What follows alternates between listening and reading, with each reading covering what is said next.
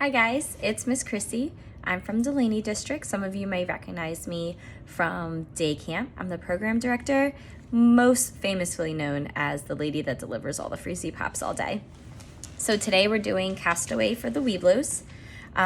You got in your kit this little miniature survival combo set. We're gonna go through this first, and then I'm gonna go through the rest of the requirement for Castaway so that you can earn the whole elective. All right, so in your kit, you only get a couple of the things that you would need for a survival kit, but pretty important stuff. You have first your compass, a whistle, and a flint and steel. I have removed the flint and steel from the rope here because we're gonna try and use it in a little bit. We're gonna go over some requirements, and then I'm gonna take you outside and show you how to use the flint and steel. All right, so the Cub Scout box, Weeblo Adventure. These are your requirements. They're kind of hard to read because there's a lot of stuff you have to do. Number one, you only have to do A and then either B or C. We're gonna talk about A today, and we're gonna talk about B. Because B helps you with the stuff that you got in your box. And then you have to do all of the rest in what should be number two. It says number one. So we got to talk about the survival kit. That's what we're going to do first. We're going to talk about how to treat drinking water.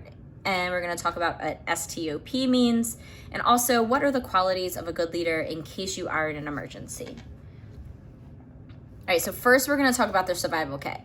A really good survival kit will have the stuff that obviously you got, but also make sure that when you are packing your own survival kit, you include things like a first aid kit, a pocket knife, some kind of cotton tinder, and we're gonna talk about that in a little bit. A signal mirror is really important, or some kind of shiny material. Possibly a fishing kit. Just line and string is really all you need, because if you are in a survival mode, you can tie that to a stick. Emergency whistle, which you did get in your kit. A little bit of duct tape. You just unwind it from the roll and wind it back up over itself. And then, of course, some water purification tablets. All right, so in order to earn this entire requirement, not only do you have to do 2A, which is the kit that you got in your box, but you also have to do requirement 1. So we're gonna focus on 1B first. We're gonna light a fire without matches. I'm not gonna actually light the fire. I'm just gonna give you all the steps you need. And then we're gonna talk about cooking without pots or pans. So in your box, in your survival kit, you had the flint and steel. This is your requirement for 1B. Demonstrate how to light a fire without using matches, and of course without using a lighter. So you need something that is easily flammable, because all this is going to do is create some sparks, and you want those sparks to catch on to very, very small flammable objects. So here I have these little needles I found in my backyard. These are considered tinder.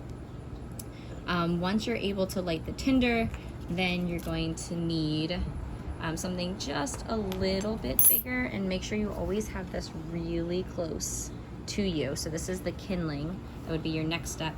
And then obviously the wood, like over here, that's going to be considered your fuel. You only want to put wood on your fire once you have it under control and it is consistent, using your tinder and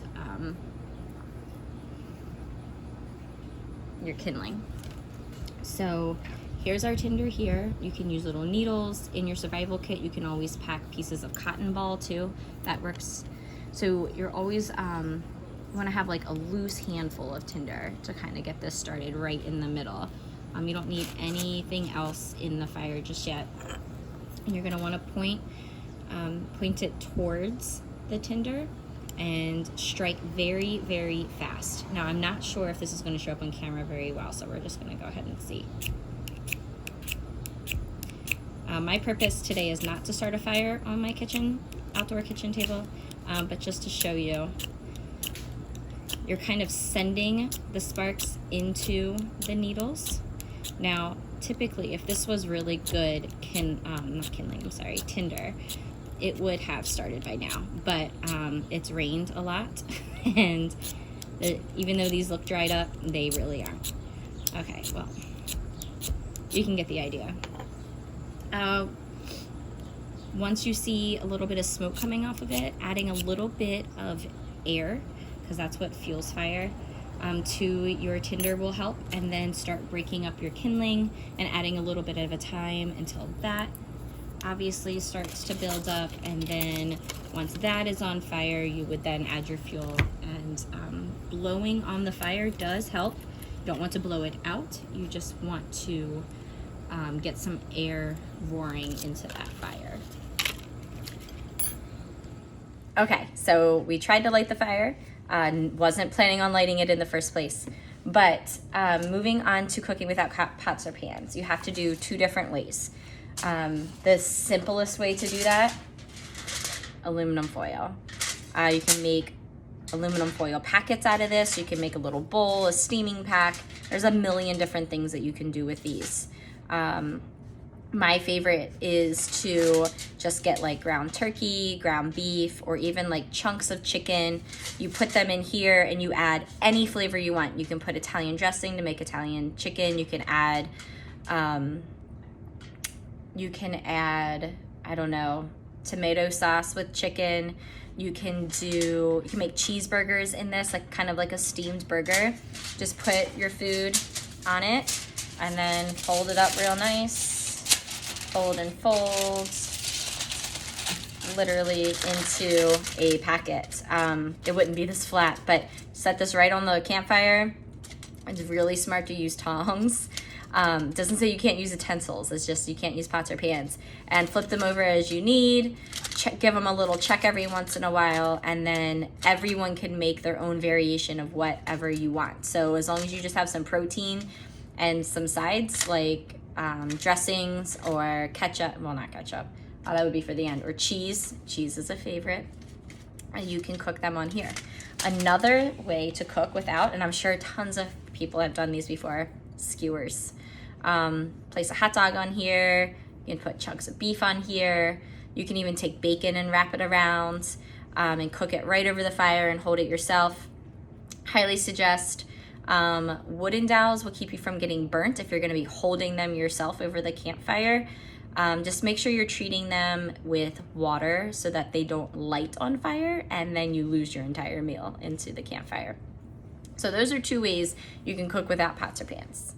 So another thing you're going to need to learn how to do, and this is requirement 2B, is how to purify water. So a very common way to do so is to boil the water without any like mud or anything in it. Just put it in a pot, fire, done. One thing you should have in your survival kit is some kind of purification tablet, or even kind of like those life straws they have now. Those work really well, where you just drink directly out of the river or water source. And it purifies with the filter inside. Just make sure you're changing those filters very often. And make sure you read the directions on the tablets too. Most of the time you have to give it some time for the tablets to dissolve before you can start drinking them. Now, all of those methods require you to have some kind of water source. But if you don't, what happens if you don't have a water source? So that's the picture right there in the middle. You can pull moisture out of the earth using condensation. So the best way you can do this is just to dig a hole and put a container inside of that hole at the bottom. Cover the hole with some kind of plastic so that no moisture will escape. And then you're gonna put a weight. So you'll notice in the middle of the picture it kind of dips down. A small rock will work perfectly for that. You place that in the center so that there's a dip. Now, when the water is evaporating from the ground upwards, it's going to condensate onto the cover and drip right into the container. Now, of course, this is not the fastest way to get water. This is going to take a good amount of time. So it's always important that you have extra water with you, those water tablets with you, some way to get fresh water and in case of an emergency, or even just on a regular hiking trip.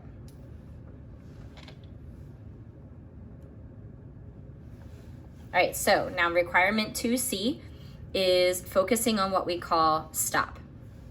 So STOP is an acronym for stay put, think, observe, and planned. It's as soon as you realize you're in trouble. So you get separated from your group, or you're not sure where everybody is and you're in the middle of the woods or just lost, it's much easier if you just stay where you are.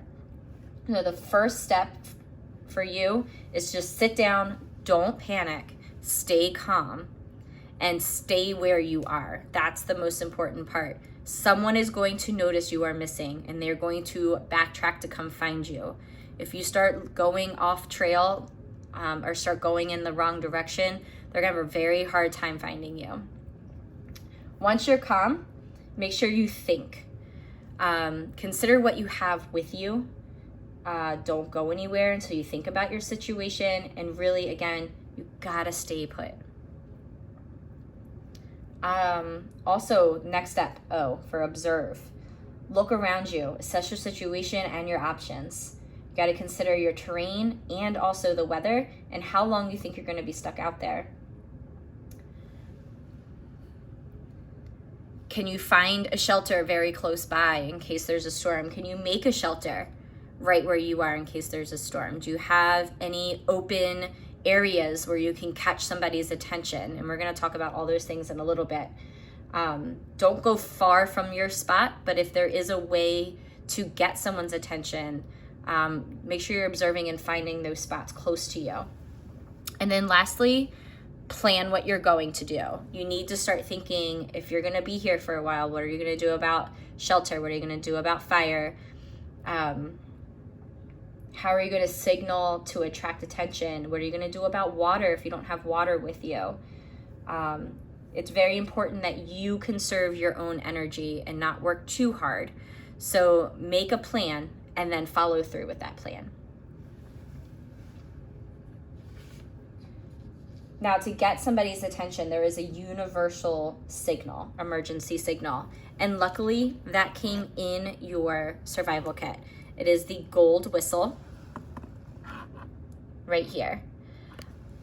Emergency comes in 3. So the best thing you do is you signal this 3 times, 3 blows at a time, to let people know that you need help. Other ways to signal for help after you have exhausted the whistle, or if you want to do in unison, you can build a fire. Now during the day, you don't want a big bright fire, people aren't going to see it. So you want a smoky fire. You may not know smoke signals, but any kind of smoke coming from the woods is going to attract attention. Now at night, yes, a bright fire is going to help. If there's an opening nearby, take your clothing and spread it out into the opening to catch somebody's attention from above. Maybe there is an emergency plane or helicopter flying over. And then last but not least, this is why it's important to have a mirror in your survival kit or something shiny that you can reflect the sun off of towards someone flying above, or even someone from a very far distance that may not be able to hear you in case you're hurt.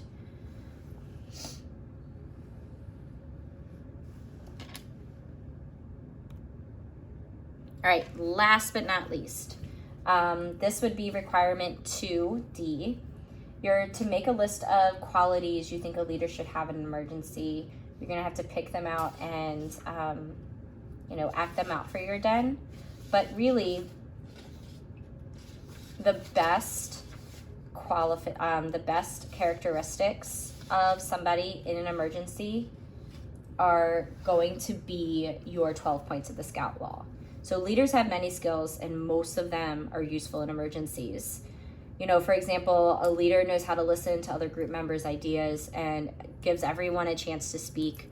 A leader knows everyone's strengths and is able to use those strengths to help in an emergency. Each of the 12 points of the Scout Law are qualities a leader should have in an emergency situation.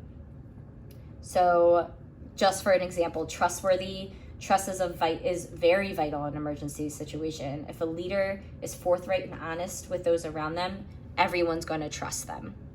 Another one is being loyal. A good leader stays loyal to those they're taking care of. He or she will think of them before they think of themselves. A good leader is cheerful. So a good leader is going to keep everyone's spirits up and remain calm and not freak everybody out. And just another example is a leader is brave. It's a really good example. They know how to take charge of a situation. Even when they're scared, they're able to overcome that fear.